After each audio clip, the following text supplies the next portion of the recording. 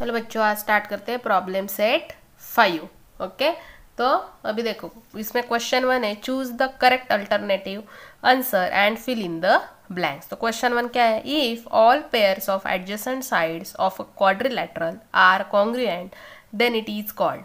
तो देखो 4 ऑप्शंस दिए है, rectangle, parallelogram, trapezium and rhombus. तो रेक्टेंगल के क्या रहता है, देखो ये जो रेक्टेंगल है इसके क्या रहते हैं, अपोजिट साइड्स आर क्या रहती है, इक्वल्स रहती है, राइट। सो अपोजिट पेयर से वो इक्वल है। ओके, एडजेसेंट है क्या, नहीं। पैरेललोग्राम में भी opposite sides are equal and parallel रहती है। ट्रेपेजियम में तो सिर्फ अपोजिट साइड पैरेलल रहती, इक्वल नहीं रहती। और रोम्बस में क्या रहता है, देखो जो आमने सामने वाली मीन्स ये जो चारों की चारों साइड है चारों इक्वल रहती, that means all pairs of adjacent sides, all pairs that means ये दोनों के दोनों pairs of a quadrilateral are congruent, ये चारों कॉन्ग्रुएंट है, इसलिए हम क्या बोल सकते हैं, correct answer is option D, rhombus. अभी देखते हैं second question, if the diagonal of a square is 12√2 centimetre then the perimeter of square is, देखो if diagonal of square is 12√2 centimetre, अगर 12√2 सेंटीमीटर ये डायगोनल दिया है, then the perimeter of square is, हमें perimeter निकालना है। तो देखो ये क्या हो गया, डायगोनल हो गया। मान लो मैंने ए बी सी डी ये स्क्वायर ड्रॉ किया है, इसकी साइड्स क्या हो गए, एक्स मैंने कंसिडर कर ली, और डायगोनल है 12√2। तो देखो हमें पता है कि स्क्वायर के जो एंगल्स रहते हैं वो 90 डिग्री रहते हैं। अगर ये 90 डिग्री है, ये भी 90 डिग्री है, तो we can say that B D square is equal to B C square plus D C square according to the Pythagoras theorem. तो बी डी स्क्वायर कितना है, 12√2 स्क्वायर प्लस मैंने ये एक्स कंसिडर कर ली साइड्स, तो x square plus x square कितना हो गया, 2x स्क्वायर। तो देखो 12 स्क्वायर इंटू ये √2 स्क्वायर हो जाएगा, तो देखो √2 स्क्वायर मीन्स 2 हो जाएगा, तो 12 square into 2 equal to 2x square. तो ये 2 यहाँ पे डिवाइड हो जाएगा, तो देखो 12 स्क्वायर इंटू 2 अपॉन 2, तो ये 2 और ये 2 क्या हो गया, कैंसिल हो गया, तो यहाँ पे बच गया एक्स स्क्वायर। तो क्या आ गया, देखो 12 square equal to X square, तो ये 2 और यहाँ का 2 ये दोनों कैंसिल हो गए, तो 12 इज इक्वल टू क्या मिल गया, एक्स, तो X is equal to 12 centimetre. तो हमें साइड की वैल्यू पता चल गई 12 सेंटीमीटर। और हमें पता है जो पेरीमीटर रहता है स्क्वायर का वो क्या रहता है, 4 इंटू साइड्स, तो perimeter of square 4 into sides, तो साइड कितनी 12, सो 4 इंटू 12 कितना हो जाएगा, 12 4 जा 48 सेंटीमीटर। तो पेरीमीटर कितना मिल गया, 48। तो करेक्ट आंसर क्या आ जाएगा, 48 सेंटीमीटर। अभी नेक्स्ट क्वेश्चन देखो, if opposite angle of rhombus are 2x degree and 3x minus 40 degree then value of x is. अभी हमें पता है जो अपोजिट एंगल्स रहते हैं रोम्बोस के वो इक्वल रहते हैं, राइट। और अभी उन्होंने हमें 2x और 3x माइनस 40 ऐसी वैल्यू दी है, तो ये हो गया रोम्बोस, राइट। यहाँ पे देखो ये 2x है, ये 3x माइनस 40 मैंने लिख लिया। ऑप्शंस क्या दिए देखो, 100 degree, 80 degree, 160 degree and 40 degree. तो चलो अभी हम निकाल लेते हैं x की वैल्यू। तो देखो opposite angles of rhombus are equal, तो हम लिख सकते हैं ना 2x is equal to 3x minus 40। तो अगर मैंने लिख लिया 2x is equal to 3x minus 40, तो क्या हो जाएगा, देखो ये 2x यहाँ पे आ जाएगा, 40 इस साइड चला जाएगा, तो यहाँ पे 2x प्लस है, यहाँ पे जाके क्या हो जाएगा minus, so 40 is equal to 3x minus 2x। तो 3x माइनस 2x करूँगी तो क्या बच जाएगा, x बच जाएगा, तो x इज इक्वल टू कितना हो गया, 40 डिग्री। तो हमें x की वैल्यू मिल गई 40 डिग्री, तो करेक्ट आंसर इज 40 डिग्री। देखो next question, adjacent side of a rectangle are 7 centimetre and 24 centimetre, find the length of its diagonal. तो देखो यहाँ पे मैंने एक रेक्टेंगल ड्रॉ कर लिया है ए बी सी डी। तो यहाँ पे क्या हो जाएगा, ए सी क्या हो जाएगा, डायगोनल हो जाएगा। ए बी की साइड मैंने कंसिडर की 24 सेंटीमीटर और बी सी कंसिडर किया 7 सेंटीमीटर।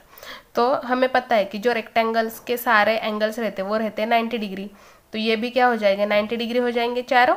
तो अगर ये 90 डिग्री है तो देखो in rectangle A B C D, triangle A B C ये क्या हो जाएगा 90 degree. Okay, so according to the Pythagoras theorem we can say that A C square is equal to A B square plus B C square, right. A C square is equal to A B square plus B C square. तो A B की value कितनी है 24 plus B सी की value कितनी है 7, तो ये मैंने लिख लिया। तो 24 का स्क्वायर हमें पता है 576 प्लस 7 का कितना है 49। अगर दोनों की हम एडिशन करते हैं तो हमें मिलता है 625। तो ये हो गया AC square, AC square is equal to 625। अगर मुझे सिर्फ AC चाहिए तो मैं यहाँ पे क्या बोलूँगी, √625। तो 625 का स्क्वायर रूट क्या आता है, 25, बिकॉज 25 का स्क्वायर कितना है, 625। तो हमें पता चल गया कि जो डायगोनल की वैल्यू है वो कितनी हो गई, 25 सेंटीमीटर। तो यहाँ पे हमने यहाँ पे फाइंड आउट कर लिया। ओके, अभी देखते हैं नेक्स्ट क्वेश्चन। देखो नेक्स्ट क्वेश्चन है, if diagonal of square is 13 centimetre then find its sides. Okay, तो देखो यहाँ पे मैंने एक स्क्वायर ड्रॉ कर लिया है ABCD और उसका डायगोनल है ये 13 सेंटीमीटर। तो AC क्या हो गया, डायगोनल हो गया, ABCD हमें फाइंड आउट करना है। तो देखो ये मैंने साइड्स X कंसिडर कर ली। ओके, तो हमें पता है जो स्क्वायर के एंगल्स रहते हैं वो 90 डिग्री रहते हैं।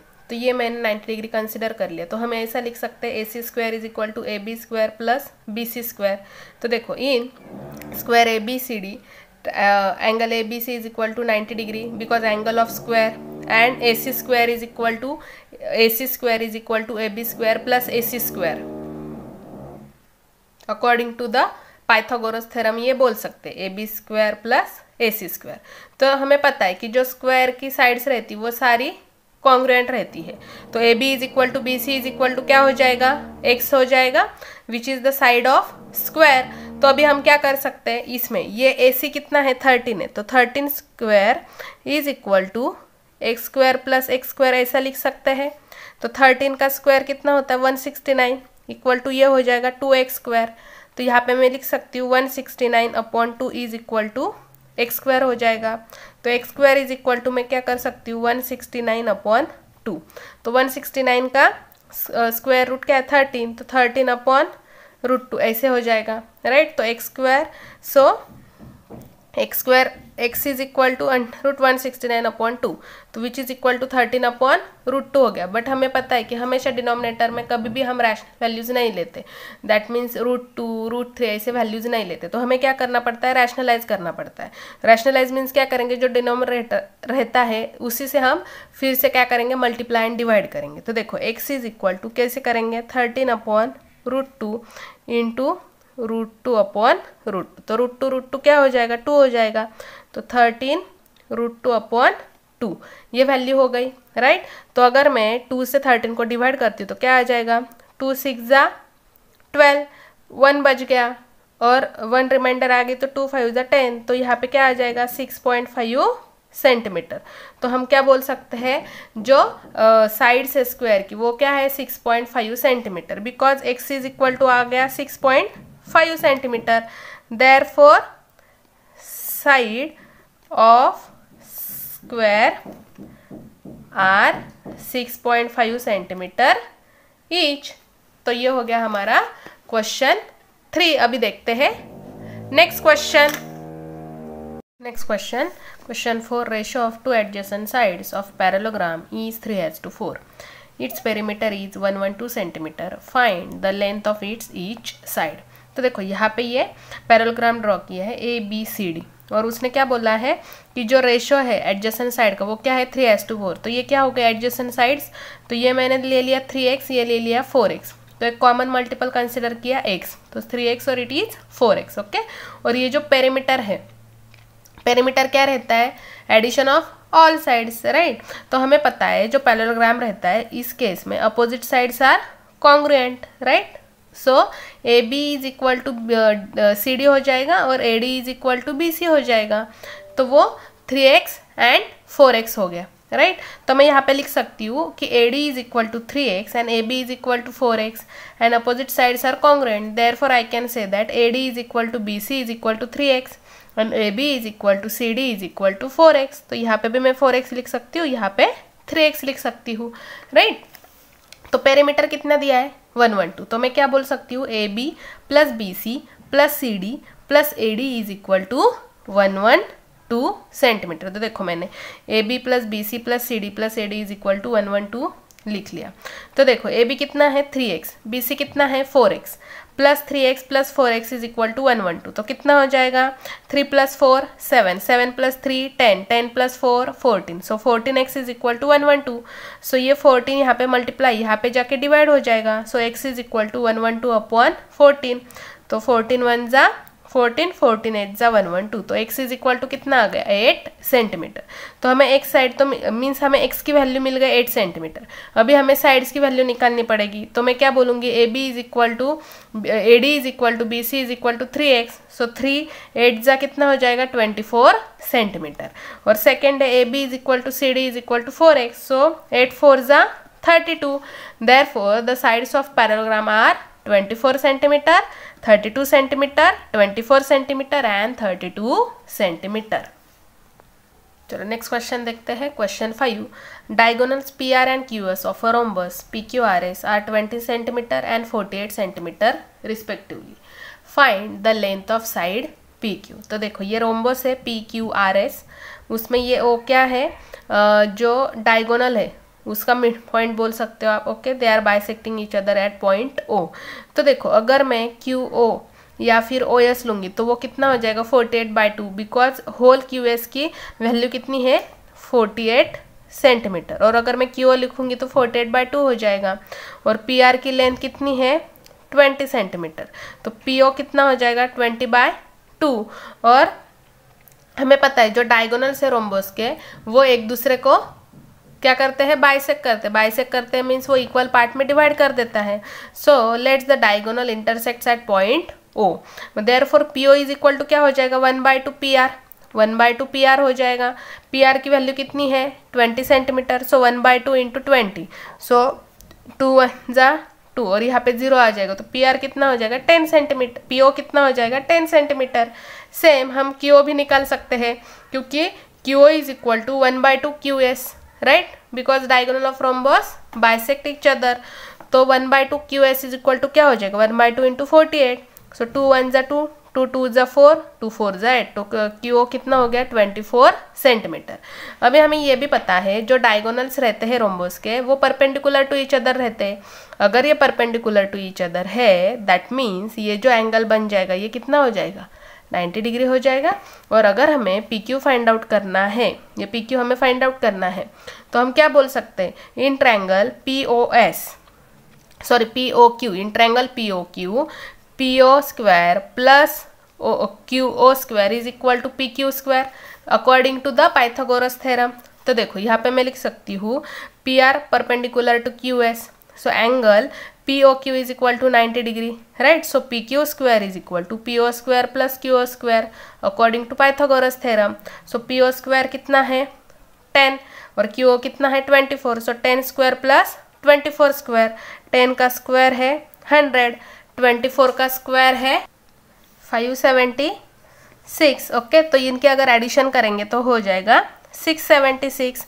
तो ये क्या हो गया, PQ square is equal to 676 हो गया।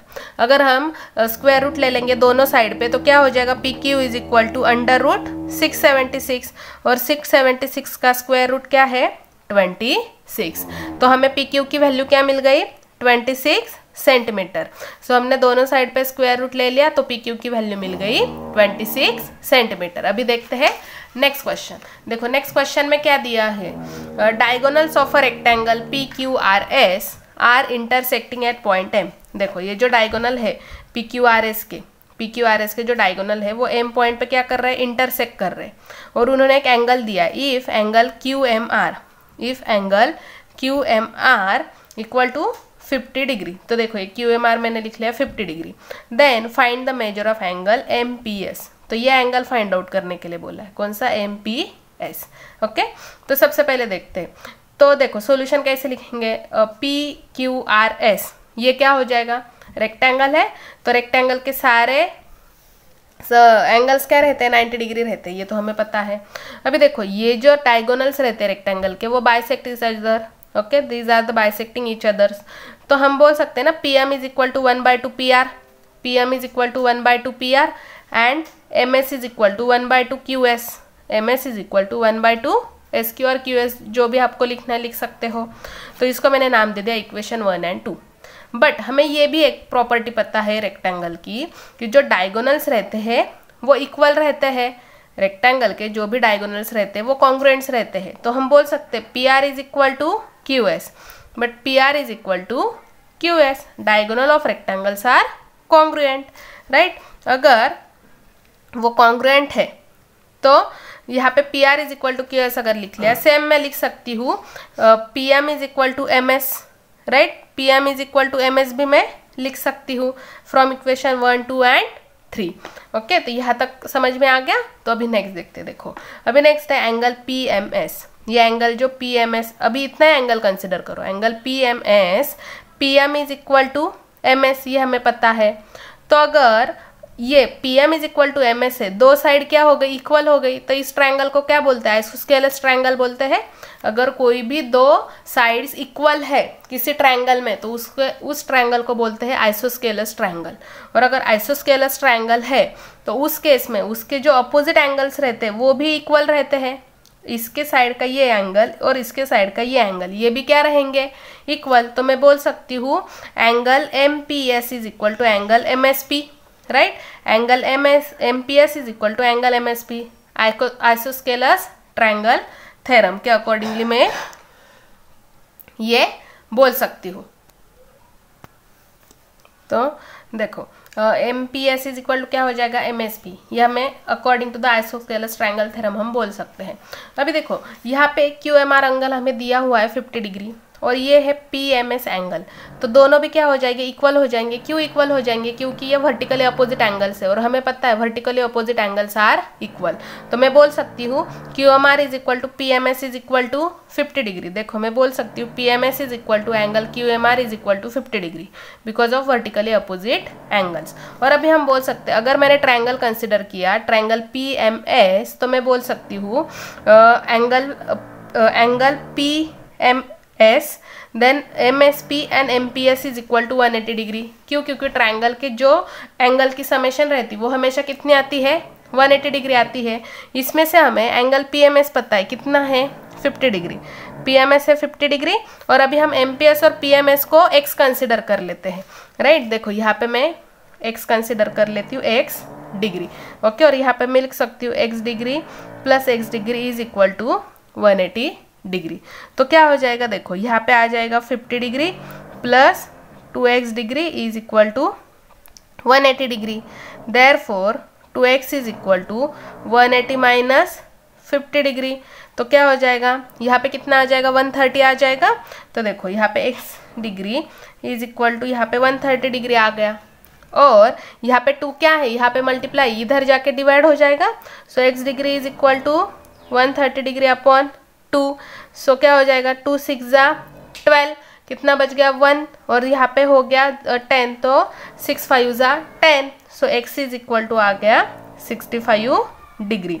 तो हमें x की वैल्यू पता चल गई। Therefore angle M P S is equal to 60 degree, okay.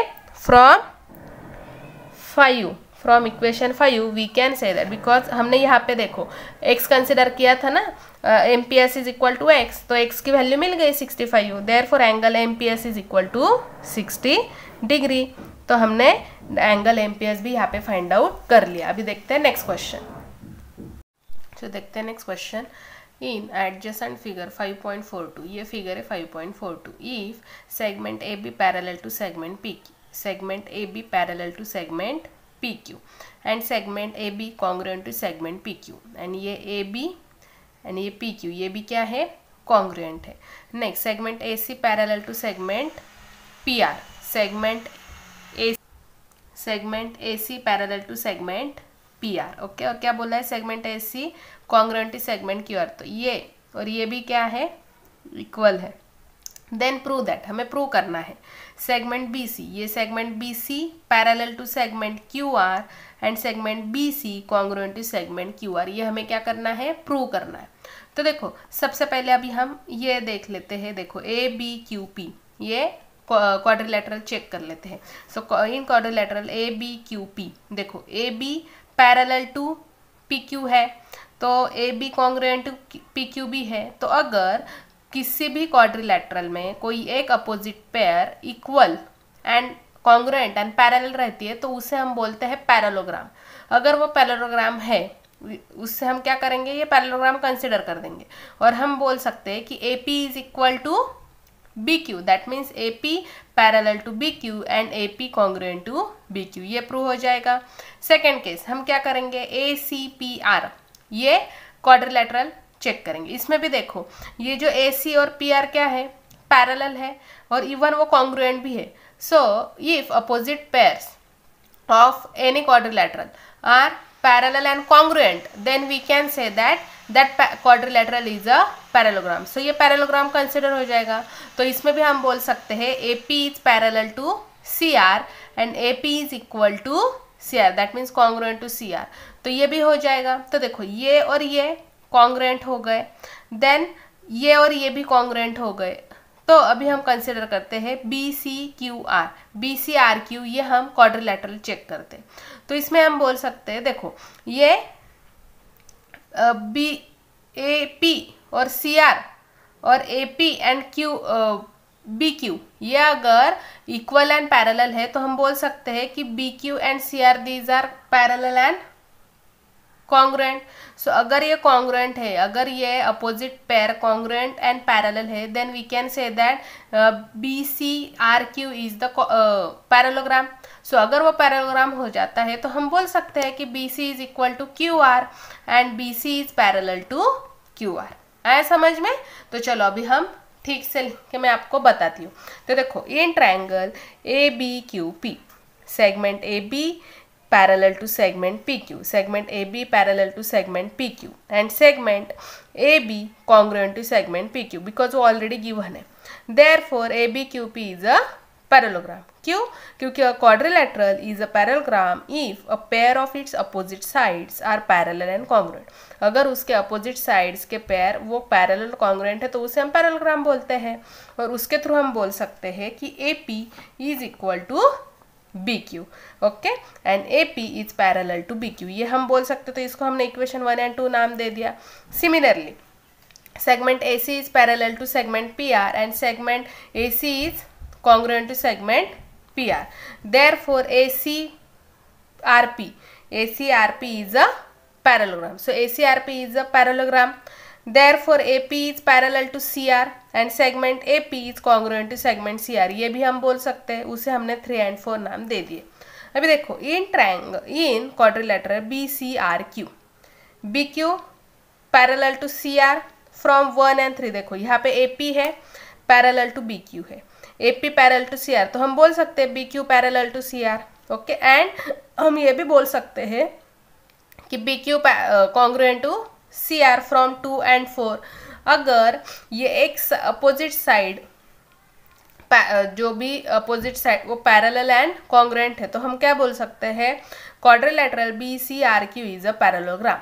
That is a quadrilateral is a parallelogram if a pair of its opposite sides are parallel and congruent.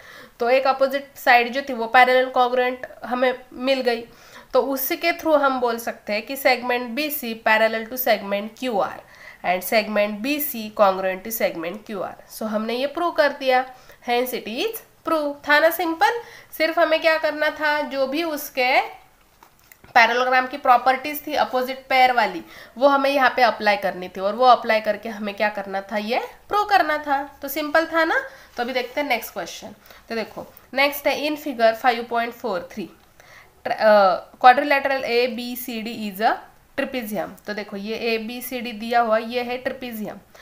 Points P and Q are mid point, ये point P है ये point Q, ये क्या है, mid point से of segment AD and BC respectively. Then prove that PQ parallel to AB, PQ parallel to AB, ये प्रूव करना है। And PQ is equal to 1/2 AB plus DC, ये भी हमें प्रूव करना है कि ये जो PQ है वो क्या है, half of the AB plus DC, ये हमें प्रूव करना है। तो देखो अभी हम यहाँ पे ना एक कंस्ट्रक्शन यूज करने वाले हैं। तो क्या कंस्ट्रक्शन यूज करेंगे, देखो अभी हम क्या करेंगे, यहाँ पे एक लॉजिक यूज करेंगे। मिड पॉइंट थ्योरम के थ्रू ही मोस्टली ये आ जाएगा। तो देखो ये मिड पॉइंट थ्योरम अप्लाई करने के लिए हमें एक ट्रायंगल चाहिए। तो हम क्या करेंगे, ये B और P को ज्वाइन करेंगे और ये लाइन इस तरह से एक्सटेंड करेंगे कि आगे वो हमें DC के लाइन पे मिल जाएगा। आगे ये लाइन को हमें एक्सटेंड करना पड़े, इस तरह से हम करेंगे। तो देखो joint point B and P and extend it to meet C D extended at M. तो देखो यहाँ पे मैंने फिर से ट्रायंगल ड्रॉ कर लिया है।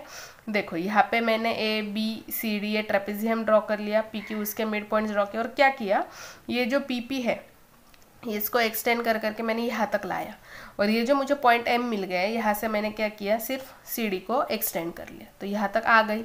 ओके, तो देखो अभी हमें यहाँ पे दो ट्रायंगल मिल रहे हैं, एक मिल रहा है ए बी पी और दूसरा ट्रायंगल मिल रहा है डी एम पी।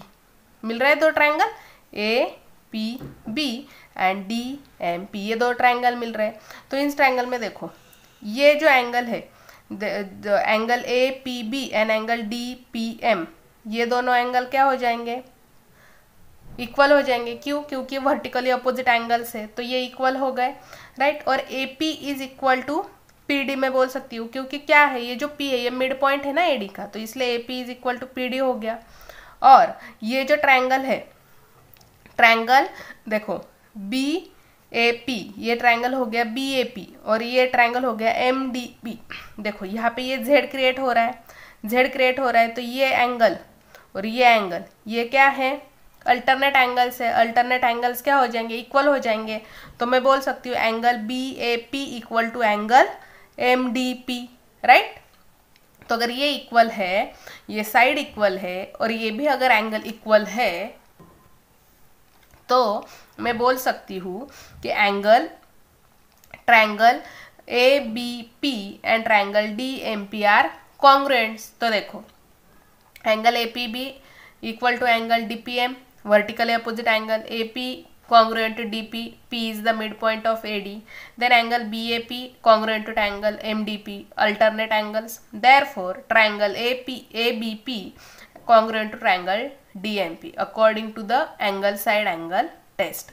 तो अगर कोई भी ट्रायंगल, दो ट्रायंगल कॉन्ग्रुएंट्स है, तो उसके जो बाकी की साइड्स रहती है वो भी कॉन्ग्रुएंट्स रहती है। तो मैं बोल सकती हूँ कि जो ए बी साइड है, A B congruent to D M and P B congruent to P M, ये बोल सकते हो। अगर P B congruent to P M में बोल सकती हूँ, तो मैं ये भी बोल सकती हूँ कि P is the mid point of B M, P is the mid point of B M, ये भी प्रूव हो जाता है। तो देखो A B congruent to D M according to the corresponding sides of congruent triangle, also P B equal to और congruent to P M corresponding side of congruent triangles, और P is the mid point of B M, ये भी यहाँ पे prove हो जाता है। और Q is mid point of B C, ये ऑलरेडी दिया हुआ है, Q is the mid point of B C, ये ऑलरेडी दिया हुआ है। तो देखो अभी हम ये ट्रायंगल कंसिडर करेंगे बी एम सी। अगर मैं triangle B M C consider कर रही हूँ, तो इस ट्रायंगल में क्या हो जाएगा, देखो Q and P are the mid points. तो according to the mid point theorem I can say that PQ parallel to MC। Okay, so PQ parallel to MC है, तो मैं ये भी बोल सकती हूँ PQ is equal to half of MC, right. और MC मीन्स क्या है, MD प्लस DC है ना, मैं लिख सकती हूँ MD प्लस DC, और हमें पता है MD और AB हमने ऑलरेडी प्रूव किया है, दे आर इक्वल, तो हम बोल सकते हैं AD प्लस DC। ओके, तो चलो मैं बताती हूँ कैसे लिखना है। तो देखो in triangle BMC by mid point theorem PQ is parallel to MC and PQ is equal to half of MC, ये जो मैंने बोल दिया, PQ parallel to MC and PQ half of MC। तो देखो PQ पैरेलल टू DC भी हो सकता है, क्योंकि ये क्या है MDC, ये एक ही लाइन पे है ना, तो मैं बोल सकती हूँ PQ is parallel to DC, और हमें पता है AB is parallel to DC, but AB is parallel to DC, ये भी हमें पता है। तो देखो MC को मैं कैसे लिख सकती हूँ, MD plus DC, so half of MD plus DC ये मैंने लिख दिया। तो देखो PQ पैरेलल टू AB मैं लिख सकती हूँ, क्योंकि AB is parallel to DC और PQ पैरेलल टू DC है, तो मैं बोल सकती हूँ PQ is parallel to AB। तो देखो PQ is parallel to AB, तो मैं MD के जगह पे AB को लिख सकती हूँ ना, so half of AB plus DC from equation 1, क्योंकि देखो यहाँ पे हमने लिखा है AB is congruent to DM और MD, इसलिए AB प्लस DC। तो हमने ये प्रूव कर दिया कि PQ is parallel to AB and PQ is equal to half of AB plus DC, तो ये प्रूव होता है। चलो अभी लास्ट क्वेश्चन है इस प्रॉब्लम सेट का। देखो इन एडजेसेंट फिगर 5.44, ये है figure, quadrilateral ABCP is a trapezium, it is a trapezium. So AB parallel to DC, AB parallel to DC. Points M and N are midpoints of diagonals AC and DB respectively. ये क्या है, M and N क्या है, point जो AC है और ये जो DB है इसके क्या है, मिड पॉइंट्स है. Then prove that MN is parallel to AB. MN is parallel to AB है, हमें प्रूव करना है. तो ये जो ABCD ट्रेपेजियम दिया हुआ है उसमें उन्होंने मिड पॉइंट्स दे दिए. तो देखो अभी हमें यहाँ पे एक और सिंपल सा एक कंस्ट्रक्शन ऐड करना है. क्या कंस्ट्रक्ट, देखो यहाँ पे मैंने एक डॉटेड लाइन ड्रॉ की, दिख रही है. तो क्या करना है, D and M को ज्वाइन करके वो लाइन एक्सटेंड करनी है टिल AB को वो E पे क्या करे, क्रॉस करे, तब तक हमें वो एक्सटेंड करनी. तो देखो मैंने यहाँ पे एक ड्रॉ कर लिया, राइट. तो ये मैंने DE लाइन क्या की है, ड्रॉ की हुई है. तो क्यों की, तो देखो अभी हमें segment AB is parallel to DC ये ऑलरेडी दिया हुआ है, राइट. तो अगर AB is parallel to DC है तो AC को मैं ट्रांसवर्सल बोल सकती हूँ क्या उनका, यस बोल सकते हैं. तो ये क्या हो जाएगा, ट्रांसवर्सल हो जाएगा. अगर ये ट्रांसवर्सल है तो मैं क्या बोल सकती हूँ, ये जो CAB एंगल है और ये जो एंगल ACD है और DCA ये क्या हो जाएंगे, इक्वल हो जाएंगे क्योंकि वो अल्टरनेट एंगल्स है, राइट. और तो मैं ये भी बोल सकती हूँ, देखो MAE and MCD are equal, right. That means ये इसी का पॉइंट है ना, M इस पे ही आ रहा है पॉइंट. तो मैं अगर CAB और DCA इक्वल है बोल सकती हूँ तो मैं MAB, राइट, MAE ये MAE एंड MCD क्या बोल सकती हूँ, इक्वल बोल सकती हूँ, राइट. तो देखो अभी हम क्या करेंगे, दो ट्रायंगल कंसिडर करेंगे, MAE और दूसरा ट्रायंगल MCD. ये दो ट्रायंगल्स क्या इक्वल ही दिख रहे हैं ना, सेम दिख रहा है. तो ये एंगल अभी हम पहले कंसिडर कर लेते हैं. तो देखो पहले क्या लिखना है, पहले जो कि construction joint points D and M and extend it to meet AB at E. Okay, segment AB parallel to DC and segment AC is their transversal.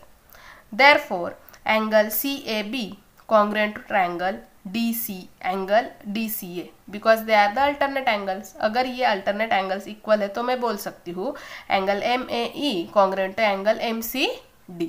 Okay, अभी देखो इन triangle MAE, ट्रायंगल ये है MAE और दूसरा triangle है MCD. ये दोनों triangle में देखो triangle AME, angle AME congruent to angle CMD, angle CMD. देखो QAME and CMD, Q equal है क्योंकि वो क्या है, वर्टिकली अपोजिट एंगल है. ये देखो ये और ये वर्टिकली अपोजिट एंगल है इसलिए वो इक्वल हो गए. Then segment AM and MC are equal because M is the mid point of AC which is already given. And angle MAE and angle MCD is equal from equation 1. तो अगर दो angle और एक side अगर equal है तो by ASA test we can say that MAE and MCD are the congruents triangle, both triangles are congruents. अगर वो कॉन्ग्रुएंट है तो मैं क्या बोल सकती हूँ, ME equal to DM. ME equal to DM है तो मैं बोल सकती हूँ M is the mid point of DE. M is the mid point of DE ये मैं बोल सकती हूँ. तो देखो यहाँ तक कैसे लिखना है, तो angle AME congruent to angle CMD because vertically opposite angles. Then segment AM is congruent to segment CM because M is the midpoint of AC. Then angle MAE congruent to angle MCD from 1, यहाँ पे हमने already ये prove किया है. Therefore angle triangle MAE congruent to triangle MCD by ASA test. Okay. Therefore ME is equal to MD, corresponding side of congruent triangles. Therefore point M is the midpoint of segment D. तो point M क्या हो जाएगा, जो segment D है यहाँ पे इसका mid point हो जाएगा, राइट. सो अभी हम दूसरा ट्रायंगल कंसिडर करते हैं DEB. तो देखो अभी हमने ट्रायंगल कंसिडर कर लिया DEB, इतना ही ट्रायंगल कंसिडर करो DEB. उसमें क्या है, M is the mid point of D and N is the mid point of DB. ये तो हमें पता है. तो अगर ये दोनों पॉइंट है तो मैं बोल सकती हूँ MN is parallel to EB. अगर MN is parallel to EB है तो मैं ये भी बोल सकती हूँ कि MN is parallel to AB क्योंकि ये पॉइंट जो है वो AB के ही लाइन पे आ रहा है ना. आ गया समझ में. तो हमें सिंपली अभी क्या लिखना है, therefore in triangle DEB M and N are mid points of DE and DB. एक तो गिवन है और दूसरा हमने फ्रॉम इक्वेशन 2 से फाइंड आउट कर लिया. तो by mid point theorem we can say that MN is parallel to EB। अगर EB को पैरेलल है तो AB को भी पैरेलल हो जाएगा। Therefore segment MN parallel to segment AB, because तीनों पॉइंट्स क्या है, एक ही लाइन पे है। इस तरह से हमने ये प्रूव कर दिया। और इसी तरह से हमारा यहाँ पे प्रॉब्लम सेट 5 भी कंप्लीट होता है। ऐसे आप प्रैक्टिस करते रहो, अच्छे से मार्क्स लाओ। Thank you. विद्यार्थी मित्रांनो, बेस्ट ऑफ लक क्लासेस चॅनलवर 5वी ते 10वी सर्व विषयांचे स्वाध्याय अपलोड करत आहोत। चॅनलला सबस्क्राईब करा आणि सोप्या भाषेतले स्वाध्याय अभ्यासा।